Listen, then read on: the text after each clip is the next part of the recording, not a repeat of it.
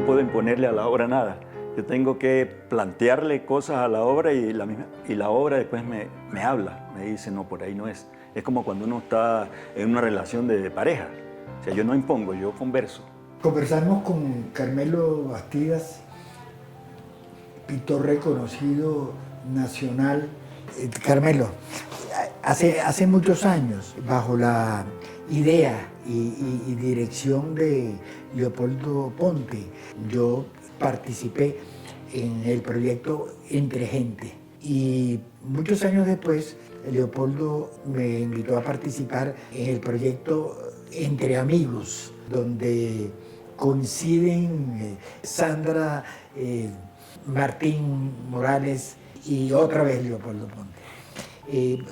Para mí es un privilegio continuar esta conversación que tuvimos hace muchos años. Yo estoy muy sorprendido de lo que has venido haciendo últimamente, que tú has denominado como un nombre de prosapia en la historia del arte, que es el nombre de bodegón. Y yo creo que en este momento tu trabajo con el bodegón es una propuesta de síntesis de tu investigación plástica. ¿Cómo llegaste al bodegón y para dónde vas? Yo soy producto, digamos, de todo ese proceso del UNAVID, luego la Facultad de Arquitectura y la Facultad de Arte, como estudiante y luego como docente en la institución. Y una de las cosas que yo recuerdo con mucho cariño, por ejemplo, es al profesor Guillermo Besenbel, que él era un maestro en toda la dimensión de la palabra. Hacía retratos, hacía paisajes, hacía bodegones. Y bueno, a mí esa parte tradicional me gustó siempre, me sigue gustando. Por eso es que ahora estoy retomando el tema de los bodegones, pero viéndolos de otra manera, de otra perspectiva, ¿no? Empiezan a aparecer en algunas obras, en algunas escenas mitológicas, de repente, algunas especies como de bodegones en la composición medio, digamos que son periféricos, ¿no? Pero fue Caravaggio, efectivamente, quien lo puso, digamos, en contexto y que la gente empezó a ver el tema de los bodegones como algo.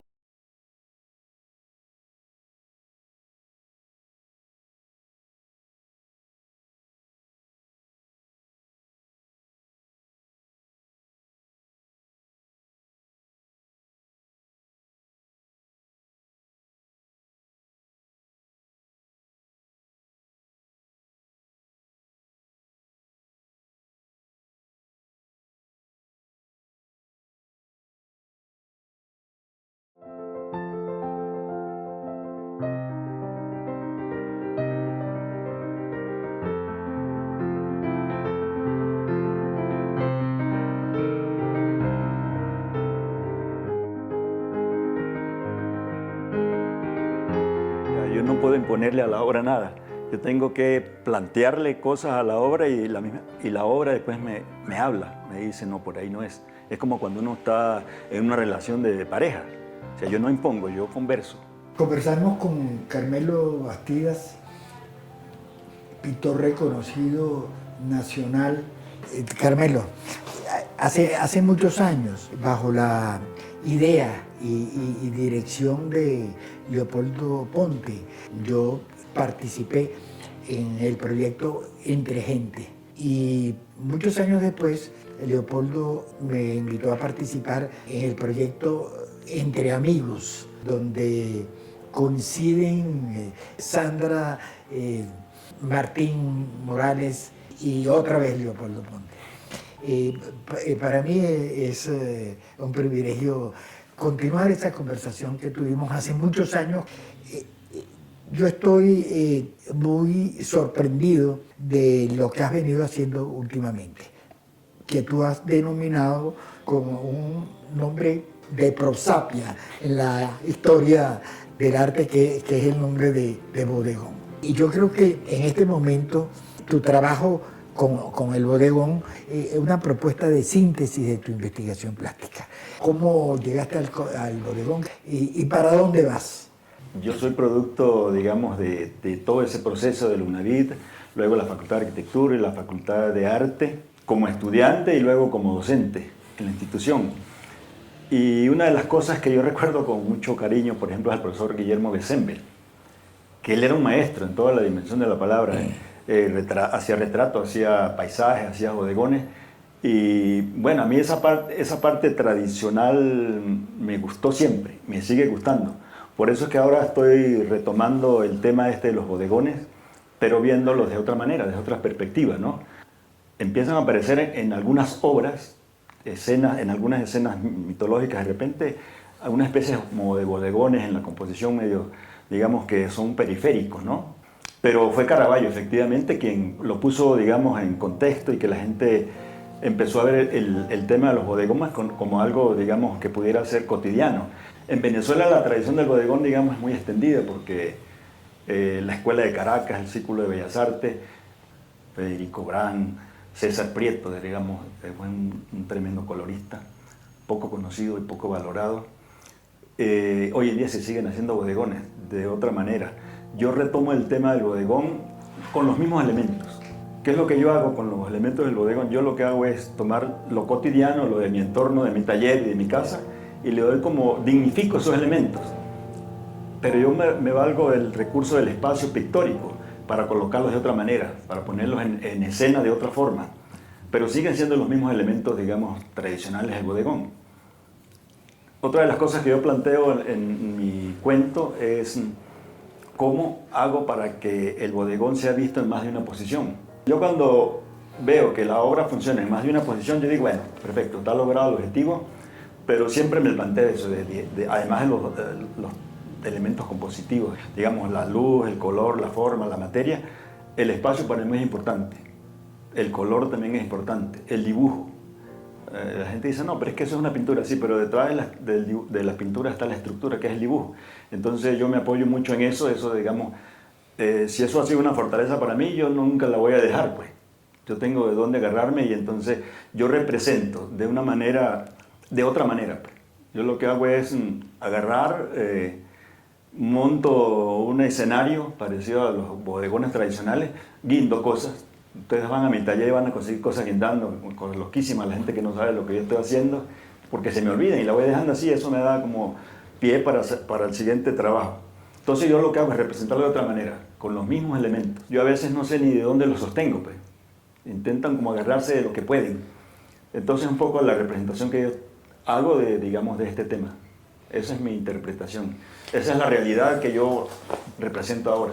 Fíjate, el bodegón podría concebirse como una estructura, es decir, como un conjunto de elementos interrelacionados, como un conjunto de cosas que establecen entre sí una determinada relación en un espacio determinado. Primero que llama la atención en tus bodegones es que los objetos representados son contemporáneos, son objetos de uso diario, son zapatos, ¿verdad?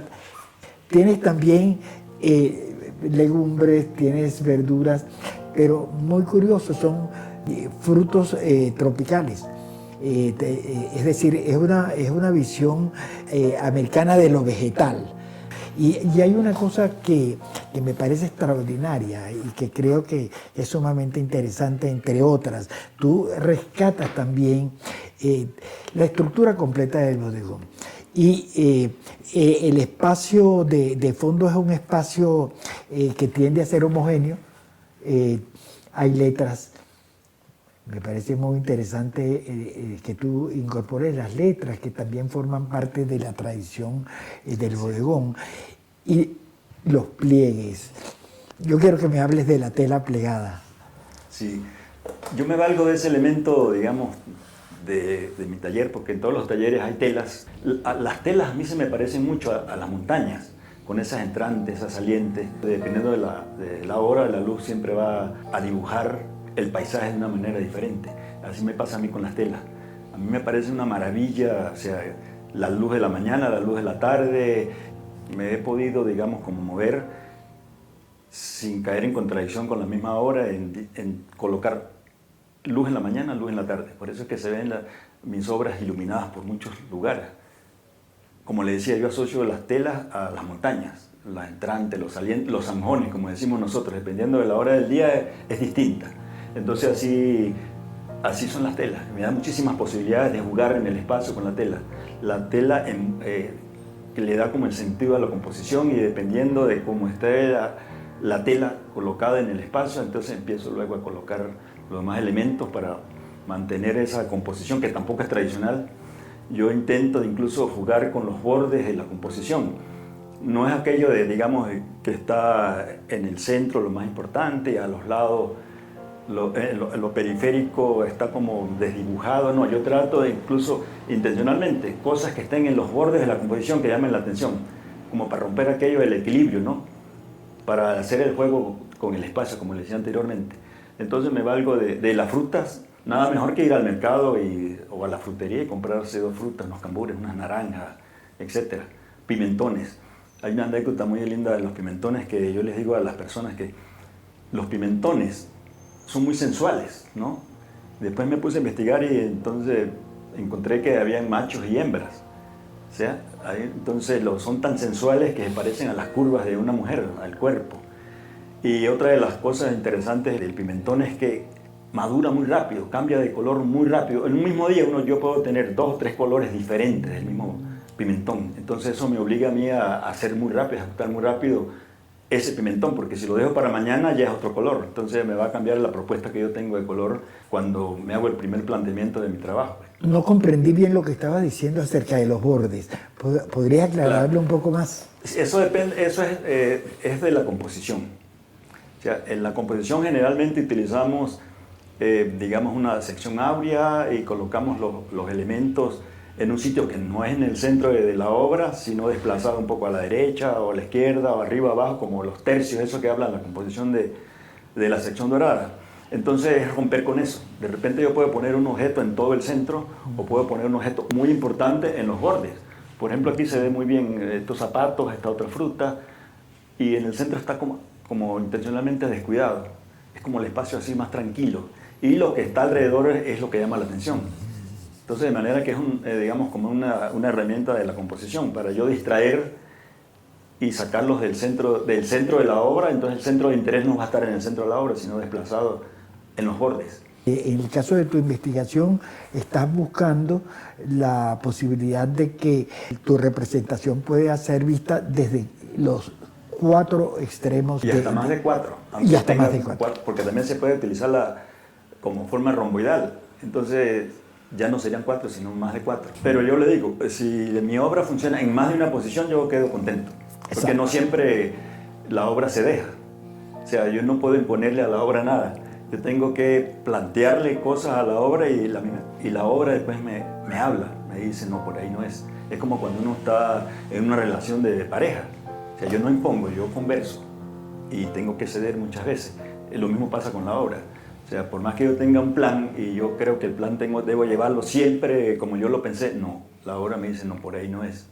Entonces, es verdad. Pues, entonces la obra, si tú sabes escucharla, te das cuenta y la obra tiene razón muchas veces. Sí, hay entonces en el fondo de esa investigación una reflexión geométrica. Cómo no, eso siempre está presente.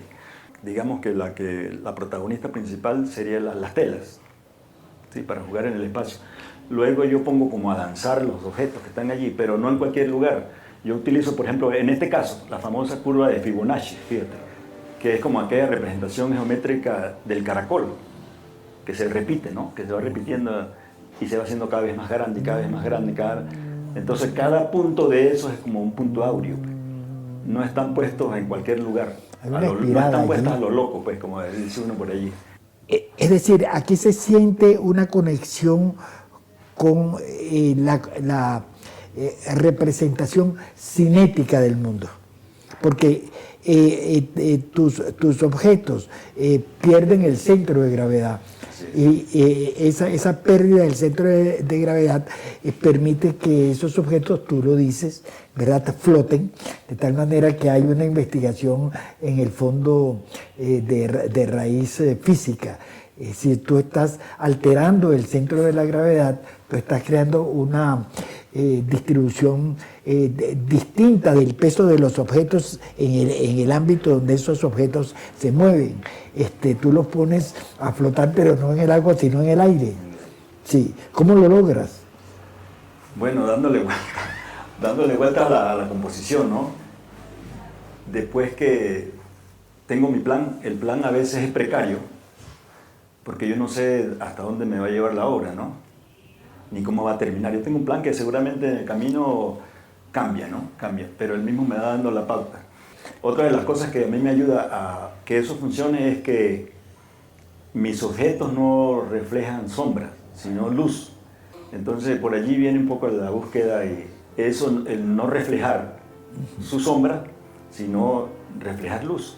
Me parece sumamente interesante eso, pero insisto en que el trabajo es cinético porque estos elementos están en movimiento, ¿no? Tú captas un instante del movimiento, pero el espectador sabe que van a seguir moviéndose. La gravedad es una realidad que la tenemos allí, que no la vemos, ¿no? Pero, digamos, nosotros como artistas de temas tradicionales, o sea, la gravedad está allí, escondida, no se siente, pero tú tienes que tener un objeto apoyado en algo. Digamos, el concepto tradicional para yo poderlo representar. Pero ¿cómo lo voy a representar? Digo yo, de una manera perceptual, perfecto. Tengo la capacidad de hacerlo, pero entonces eso me tiene que servir a mí como herramienta para yo darle a esos objetos otro discurso, hacer otro discurso con los mismos elementos tradicionales. Entonces, bueno, yo me valgo de todo lo que esté a mi alrededor y todo lo que yo he podido encontrar por allí en otros artistas, porque digamos que lo que uno hace no es exclusivo de uno. Uno siempre se apoya en artistas, en grandes maestros, y cuando digo grandes maestros, a veces los hemos tenido en la misma escuela donde nos formamos. Sí, es sorprendente ver cómo Picasso, Braque, trabajan en el bodegón. Su mirada cubista logra fragmentar la realidad y expresarla dentro de una lógica distinta, que permite ver el objeto desde innumerables perspectivas, tales que el espectador pueda construirlo, ¿verdad? Pero sigue siendo un bodegón. Exacto, sigue siendo un bodegón. Picasso lo que hizo fue agarrar un objeto y representarlo desde varios ángulos. Y Cézanne también hace... Claro, también... el padre de todo esto es Cézanne. Cézanne fue el padre, digamos, con su forma de construir sus bodegones, sus montañas. Ese fue el gran maestro de Picasso, Cézanne, cómo representaba él en el espacio lo que hacía, generalmente paisajes y bodegones. Entonces vamos a tratar de sintetizar la representación que te ha concentrado en los últimos tiempos es estructural. Integra objetos contemporáneos. Son objetos que están en movimiento, pero el espectador puede contemplar un